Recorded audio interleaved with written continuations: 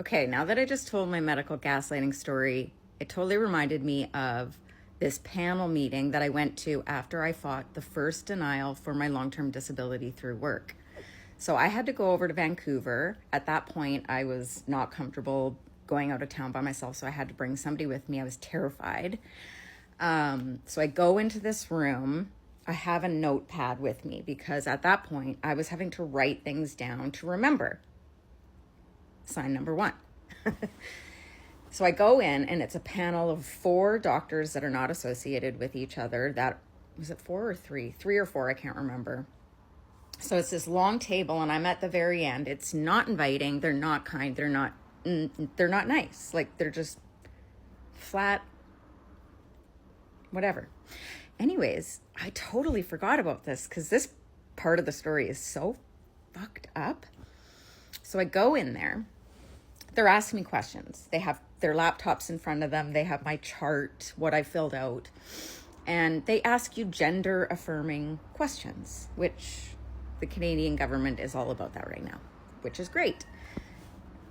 But what they did is they took my answers and made stories up around my answers, which is why I think they denied me. Here's why. So they gave me a few reasons why they denied me. And one of them was that it had asked how I identify, she, her, they, them, he, him, whatever. I think I put they, them, because at that time I was feeling pretty they, them. And I was feeling like exploring what that looked like. I had a chest reduction, gender affirming chest reduction, not completely gone, but just for me, reduction. That was in my chart. Okay. So here we are. I'm being paneled, asked about my brain. And so they mentioned my chest surgery. And I was like, yes, I had chest surgery and blah, blah, blah. And then the woman is like, where are you at in your transition? Excuse me, what? What? I was so fucking mad. I said, I'm not transitioning? What? I didn't say it like that because I was trying to win a case. So I was like, oh, I'm not transitioning. Then another doctor piped in and was like, okay, well, what hormones have you taken this morning? What? I'm not on hormones.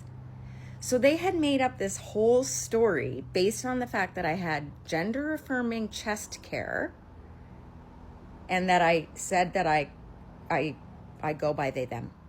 That was the only thing on my medical chart regarding gender and identity. And they had whipped up this story that I was in the middle of transition and I was taking hormones, because then she went on to say, because you do know that taking hormones while you're transitioning can cause brain fog and blah, blah, blah, blah. So they went on this whole thing. And I felt very intimidated because there's like, it's just me by myself. It was so, I felt like crying. I felt like crying because I thought, oh my God, what if I was struggling with my identity the way that I know and have loved people that have struggled with their gender identity, and they were being put in this position because the way that they were saying it was so judgmental. It was so disgusting. I did end up making a complaint after, because not for me, but for the next person that has to go in and their gender be a topic in getting their long-term disability when it's not even in the medical files. One thing if it's in a medical file and it says this person is transitioning, they take hormones, this is what they're taking. That would be a completely different story, but that's not what is on mine at all. At all.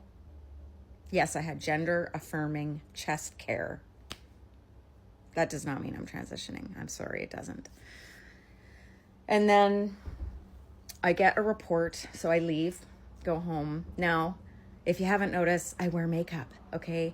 And I get dolled up all the time. I'm going into a meeting with a bunch of doctors. I wore a black dress. I wore makeup.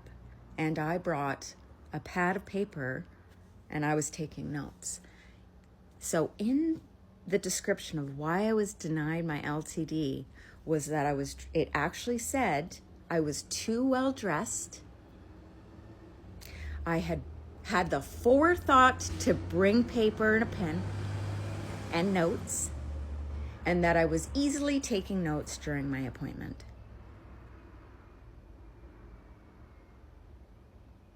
And the gender stuff was put in there as well.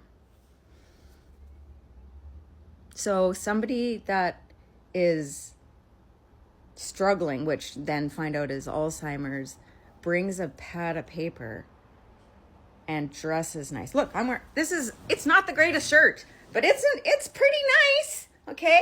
And let's see how many bloody notebooks does this woman have? I have so many notebooks because I can't do anything without anything that isn't a fucking notebook. Okay? That's why I had notebooks, and that's why, because I wrote things down, because I can't remember shit. I can't remember fucking shit. And can I write? Yeah, I can write. So when they were talking to me and I was taking notes, that meant I don't have anything wrong with my brain. We weren't even talking Alzheimer's. At that point, I hadn't even seen a neurologist. So I had no idea. So I believed these people. I believed that they said I looked too good. I showed up in a nice dress. They mentioned my clothing and my presentation. Hello, masking. Should I teach classes on masking 101? Because clearly I fucked 4 doctors, just by looking good. That doesn't make them look good, but I looked good, okay? And if I look good and you look bad, they didn't look that good, actually, if I'm being honest, but jealous? I don't know. But to bring up my gender identity that I was not struggling with, my clothing and my notepads to be denied, I was so mad when I actually got a diagnosis of dementia that I thought so many times, I want to, and maybe I should, but I don't have the energy or the mental capacity to do it. But I had thought, I really want to bring this to them because it's absolutely not okay what they did. It is just not okay. So that's the kind of medical gaslighting this bitch has had to deal with. So if you are on a panel, don't have any gender affirming issues, and do not bring a notepad. And definitely don't wear a nice black dress, and don't put makeup on. I should have gone in there, rolled out. I shouldn't have had a coffee, and I should have just rolled over there the way that looked. And listen, you guys have seen me without my makeup, and I look really terrible. Which I'm okay with that. But that's how I should have shown up. Because if you want to be believed, you have to look sick. And look at me. Look at me. I don't look sick. And I'm fucking sick. I am the worst I've ever been right now.